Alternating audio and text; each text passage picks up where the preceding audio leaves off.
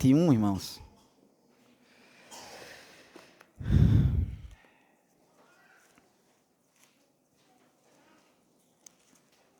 Deus quiser, mais um capítulo que a gente conclui da palavra do Senhor nessa noite. Gênesis capítulo 21, irmãos, a partir do verso de número 22.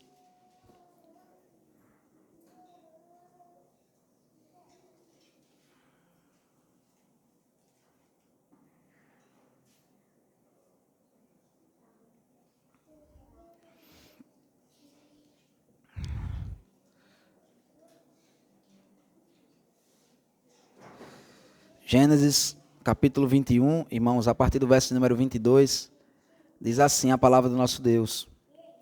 Por este tempo, Abimeleque e Ficol, comandante do seu exército, disseram a Abraão: Deus é contigo em tudo o que fazes. Agora, pois, jura-me aqui por Deus que me não mentirás, nem a meu filho, nem a meu neto, e sim que usarás comigo e com a terra em que tens habitado daquela mesma bondade com que eu te tratei. Respondeu Abraão: Juro. Nada obstante, Abraão repreendeu a Abimeleque por causa de um poço de água, que os servos deste lhe haviam tomado à força. Respondeu-lhes Abimeleque: Não sei quem terá feito isso. Também nada me fizeste saber, nem tampouco ouvi falar disso, senão hoje. Tomou Abraão ovelhas e bois e deu-os a Abimeleque, e fizeram ambos uma aliança. Pôs Abraão à parte 7 cordeiras do rebanho. Perguntou Abimeleque a Abraão: Que significa as 7 cordeiras que pusestes à parte? Respondeu Abraão: Receberás de minha mão as 7 cordeiras, para que me sirvam de testemunho de que eu cavei este poço. Por isso se chamou aquele lugar Berseba, porque ali juraram eles ambos. Assim fizeram aliança em Berseba. Levantaram-se Abimeleque e Ficol, comandante do seu exército, e voltaram para as terras dos filisteus. Plantou Abraão tamargueiras em Berseba e invocou ali o nome do Senhor, Deus eterno. E foi Abraão, por muito tempo, morador na terra dos filisteus.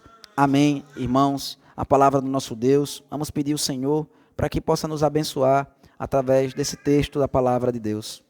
Oremos, irmãos. Senhor, Pai, o Senhor é santo, meu Deus, e a Tua palavra é santa, meu Deus. E através dela, Senhor, nós podemos ouvir a Tua santa voz, Senhor. Nós podemos saber e discernir a Tua vontade para nossas vidas, meu Deus. Nós precisamos, Pai, que de fato isso seja feito, Senhor. Nós precisamos que o nosso pecado, Senhor, seja apontado. Nós precisamos, meu Deus, que Jesus Cristo, Senhor, seja o nosso conforto e nosso consolo. E nós precisamos que o Senhor nos ensine a vivermos, meu Deus, como alguém que sabe que é pecador e precisa ser transformado, como alguém que tem Jesus Cristo como o objeto da fé e a confiança de que, de fato, o Senhor vai transformar, Pai, os nossos corações. E, meu Pai, que o Senhor possa nos ensinar, nos instruir sobre como nós devemos viver, uma vez que Jesus Cristo, Ele nos libertou, Pai, do domínio do pecado. Abençoa o Teu povo, Senhor, nos abençoa através da Tua santa palavra, no nome do Teu Filho amado Jesus. Amém. Irmãos, uma das coisas mais tristes num relacionamento é porque a tendência natural que nós temos, como seres humanos, é que no começo tudo é maravilhoso. No começo a gente olha para as pessoas com admiração, e à medida que o tempo vai passando, isso vai se perdendo. A gente conhece uma pessoa, um amigo, e a gente gosta, e essa pessoa é incrível, e a gente bateu de primeira, a gente já se entendeu, a gente gosta muito um do outro, e com o tempo vai passando, e aquele relacionamento vai se normalizando, e você não tem mais admiração, não tem mais o desejo de estar com aquela pessoa como você tinha um dia. No começo do casamento, você olha para sua esposa, ou antes mesmo de casar, você olha para aquela moça, para aquele rapaz, e você tem uma empolgação muito grande no seu coração, e sonhos, e desejos, e realizações do que vão fazer juntos, e o tempo passa, e aquilo ali se torna um relacionamento comum. Isso acontece até mesmo com os filhos, né? Você sonha, você deseja ter filhos, e quando os filhos vêm, quando os filhos chegam, você começa a reclamar de Deus, a murmurar pelo trabalho que os seus filhos lhe dão. Então vejam, irmãos, isso é algo muito triste a respeito dos relacionamentos. Não foi para isso que Deus nos deu relacionamentos, pelo contrário, para que eu e você, a gente possa passar do tempo, esses relacionamentos sejam cada vez mais aprofundados e melhorem. nós sendo santificados pela palavra do nosso Deus. Veja que aqui acontece que Abraão, ele tem um relacionamento aqui um pouco já de alguma data com esse homem, Abimeleque. Né? Nós temos visto aqui nesses últimos capítulos da história de Abraão, quando finalmente ele está na reta final agora daquela espera tão longa, de 25 anos, agora já estava chegando nos finalmente, Deus aparece para ele mais uma vez e diz, daqui a 1 ano, tua esposa vai conceber e vai dar à luz um filho. E aí então, ele conhece, ele vai para essa terra, ele sai ali de perto de Sodoma e Gomorra por causa da destruição, e vai para a terra ali de Gerar, a terra dos filisteus, onde Abimeleque, né, que é o rei ali daquela região, ele habitava. E aí mais uma vez Abraão volta ao seu pecado e mente, e diz que Sara é sua irmã. E a gente vê então que isso causa uma rusga nesse relacionamento entre ele e esse homem que era o dono da terra. Mas a gente vê que depois disso houve uma restauração do relacionamento, aparentemente. Porque veja, irmãos, aquele homem deixou Abraão viver ali numa parte da sua terra. E Abraão, o texto não diz isso de modo claro, mas dá para a gente subentender isso, de que Abraão convidou Abimeleque para participar da festa que ele deu para Isaac.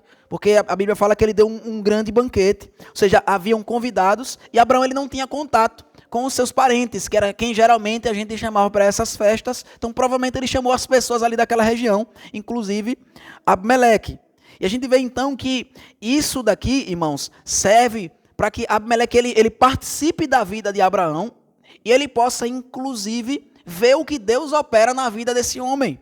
E a gente vê que é exatamente isso que acontece, irmãos, porque quando o nosso texto começa aqui no versículo 22, quando Abimeleque aparece junto com Ficol, o comandante do seu exército, o que ele diz a Abraão é, Deus é contigo em tudo o que fazes.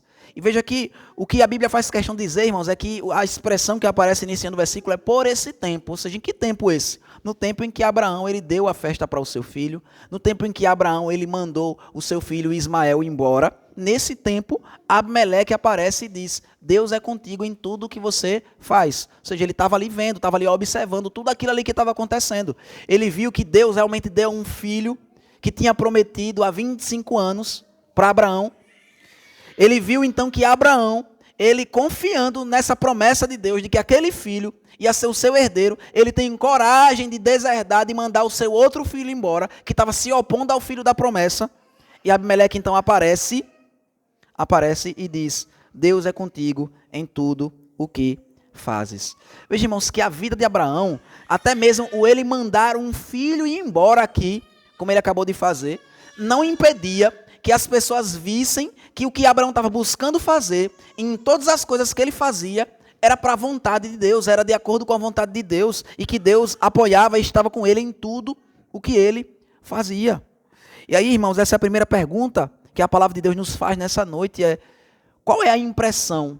O que é que as pessoas que não são cristãos, o que é que elas pensam quando elas observam e olham para as nossas vidas? Será que elas dizem que Deus tem sido conosco em tudo o que fazemos? Será que elas conseguem ver isso nas nossas ações, que a gente está preocupado em fazer aquilo que é do agrado do Senhor e o Senhor tem abençoado? Ou será que a gente usa Deus, irmãos, como um amuleto? A gente vai buscar Deus apenas para que a gente seja abençoado, mas a nossa postura diariamente não é de ter esse temor de fazer aquilo que é da vontade de Deus. Percebam que o que Abraão acabou de fazer aqui, irmãos, é algo impensado. Abraão ele tinha só um filho.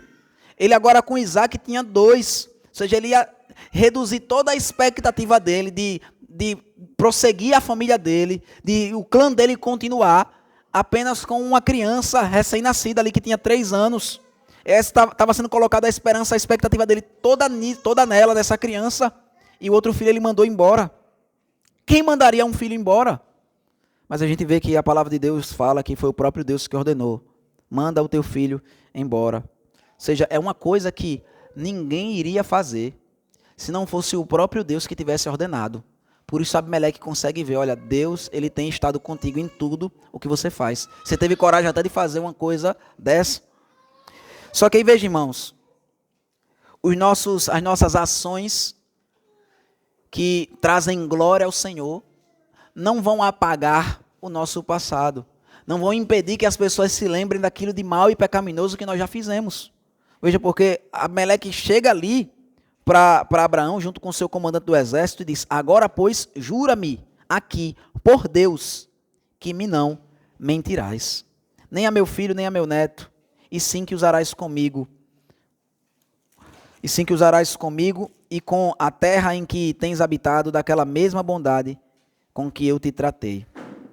Veja, irmãos, esse homem, que desmoralização, né? O pai da fé aqui, ter que ouvir de um homem que não é crente, dizer assim: olha, eu vou pedir uma coisa para você, não minta mais para mim não.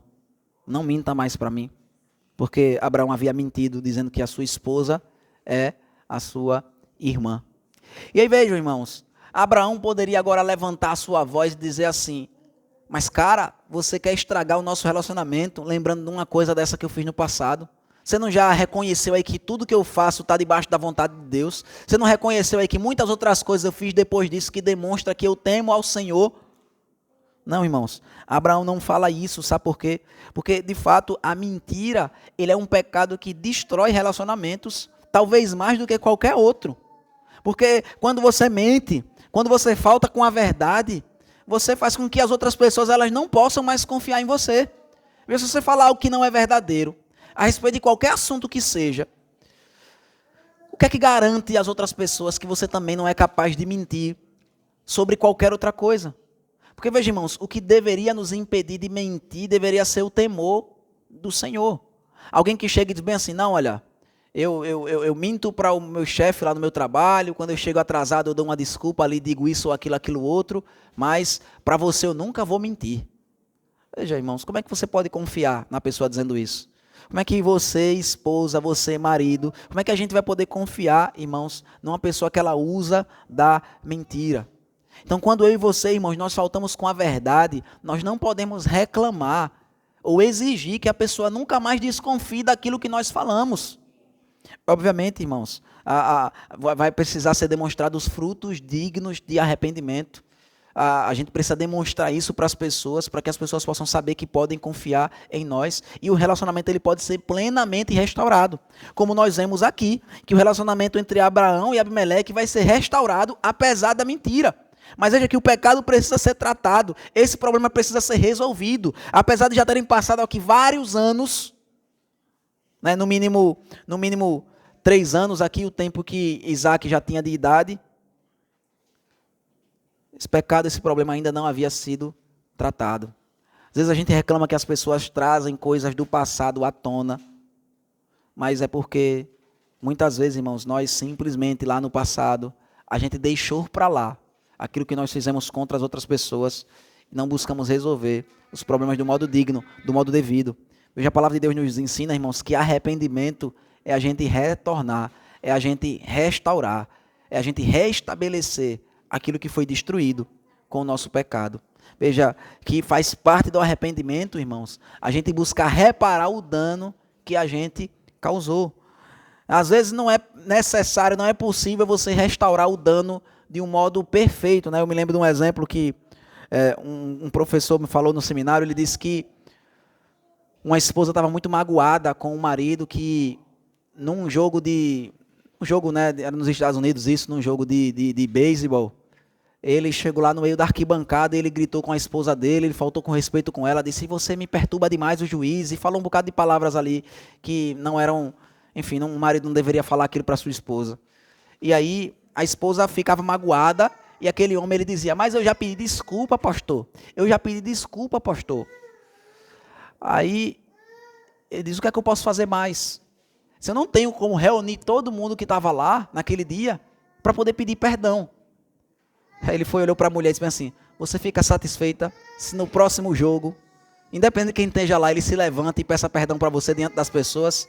Ela disse: eu fico satisfeito. E aí pronto, e aí foi resolvido aquele problema no casamento, irmãos. A gente, mesmo que não possa perfeitamente fazer aquilo que seja possível para a gente desfazer o que nós fizemos, mas sempre há algo que pode ser feito. Quando nós pecamos, a gente pode, de alguma forma, restaurar, restabelecer, demonstrar, irmãos, que a gente realmente se arrependeu daquilo que nós fizemos. Eu tenho certeza, irmãos, que se toda vez que nós pecássemos, nós buscássemos reparar o dano que nós causamos. Se você tivesse esse compromisso de toda vez que eu pecar, eu vou ter que, quando eu me arrepender, eu vou ter que reparar o dano que eu causei, seja a quem for.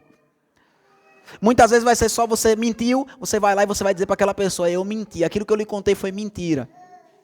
Muitas vezes vai ser uma ação que você tomou e foi com falta de amor e você voltar e dizer, me perdoe, porque aquilo que eu fiz não foi com amor. Sabe o que vai acontecer com o tempo, irmãos? A nossa carne vai mortificar, vai ficar mortificada.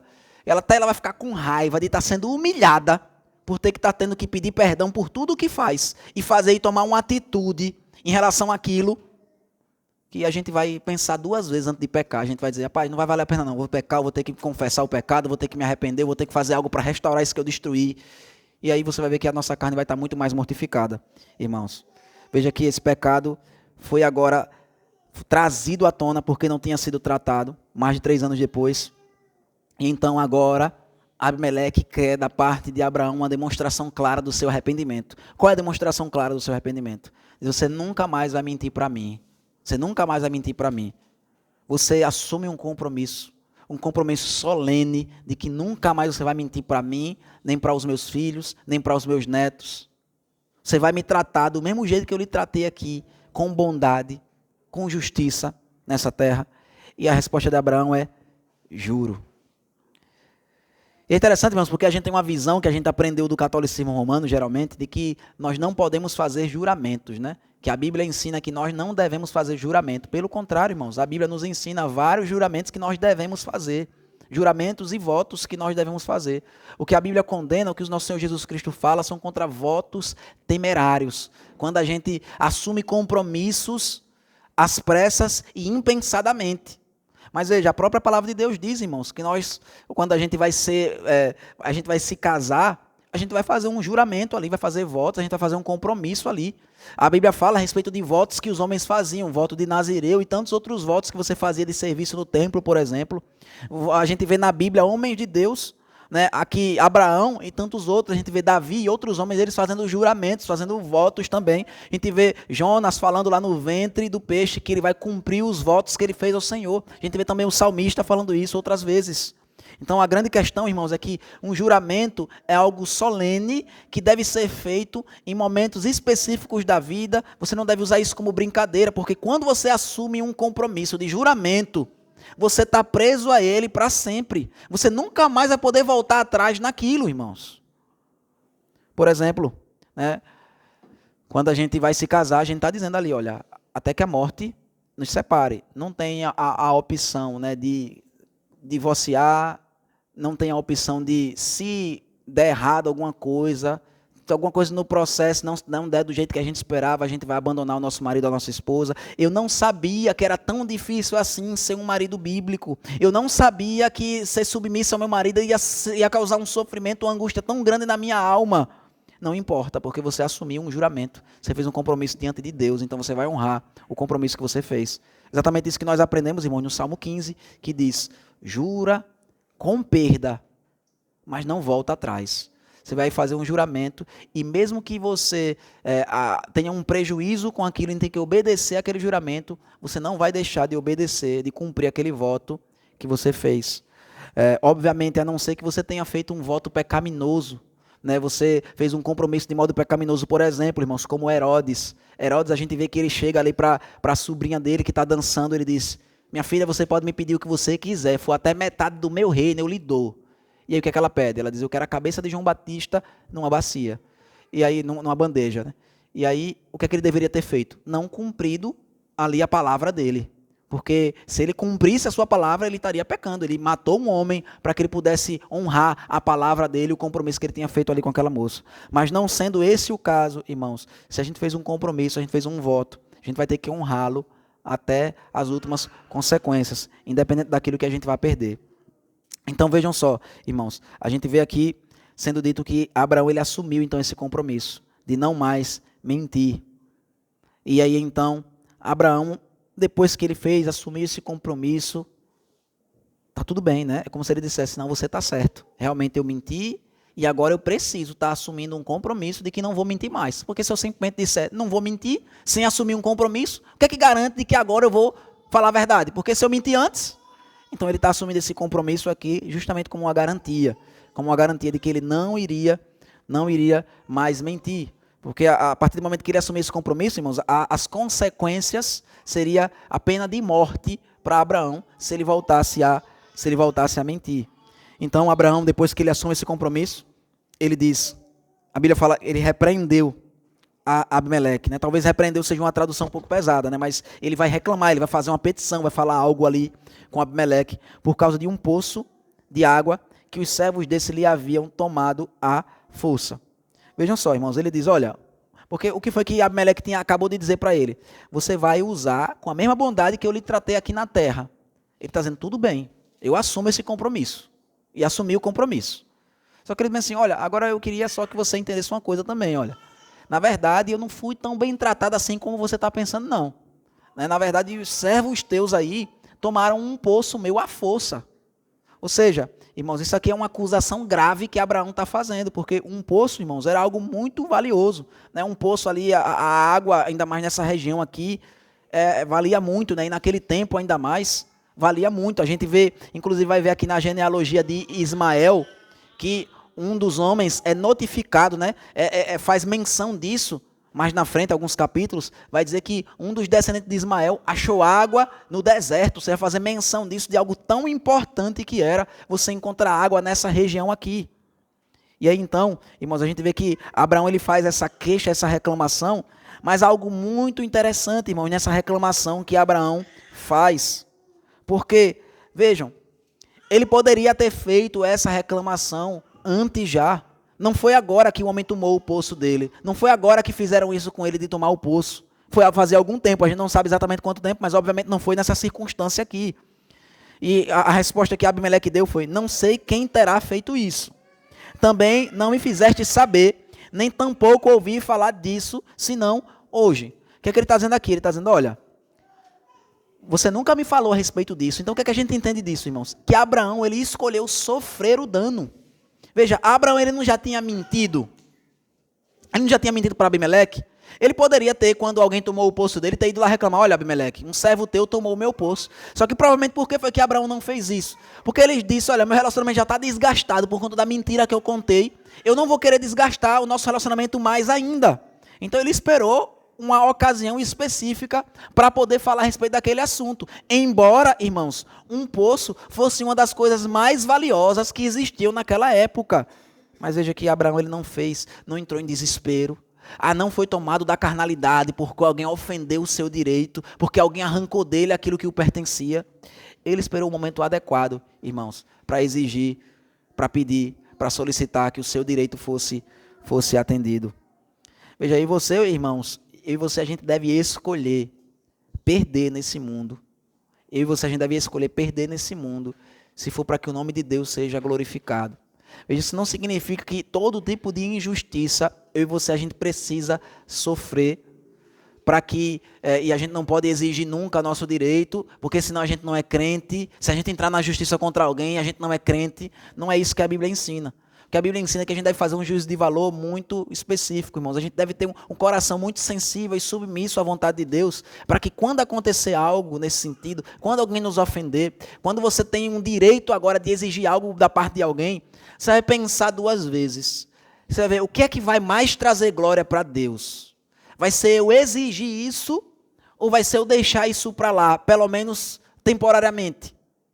E aí você vai ter que fazer esse juízo de valor. Por isso, irmãos, que eu e você, a gente não pode estar vendo uma vida no pecado, porque a maioria das coisas, como a gente falou hoje pela manhã sobre a questão financeira, né, sobre a gente fazer planos, essas coisas, isso vai depender muito do nosso coração. Então, se eu e você, a gente está entregue ao pecado, a gente não vai ter sensibilidade para saber qual a melhor decisão a gente tem que tomar em cada circunstância da nossa vida. Né, a gente leu isso na semana passada lá em Mateus, no capítulo 7, quando Jesus ele vai falar, capítulo 6, perdão, ele vai falar que os nossos olhos são a luz do nosso corpo, são a lâmpada do nosso corpo. Se os nossos olhos forem trevas, então que grandes trevas serão? Se eu e vocês não conseguem enxergar as coisas, irmãos, como elas realmente são, por conta do nosso pecado, se o nosso olhar está contaminado pela cobiça e pelo pecado, como é que a gente vai poder dizer, como é que você vai explicar para alguém aqui, humanamente falando, dizer bem assim, deixe para lá isso aí, isso é um poço, é algo muito valioso, mas você vai deixar para lá. Como é que você vai dizer isso para uma pessoa, irmãos, que não está andando no Espírito? Ela nunca vai entender que às vezes é melhor perder para que a gente possa ganhar.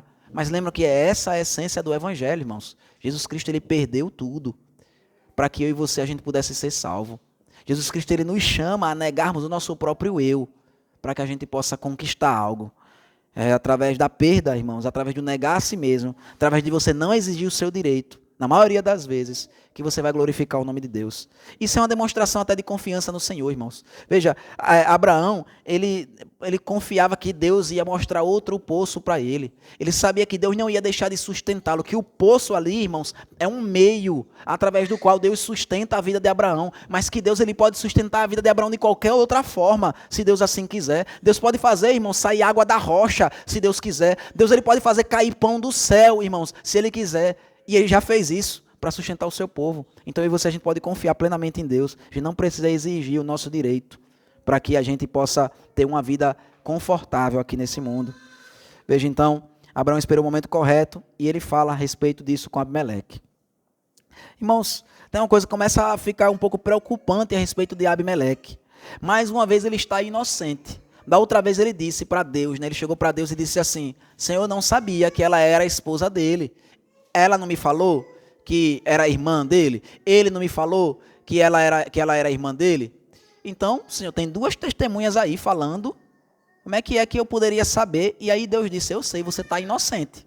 No entanto, irmão, mais uma vez, Abimeleque usa da ignorância para poder se sair de uma situação. E de fato, irmãos, ele está falando aqui, a Bíblia, do jeito que a Bíblia relata, não quer dizer que ele está mentindo.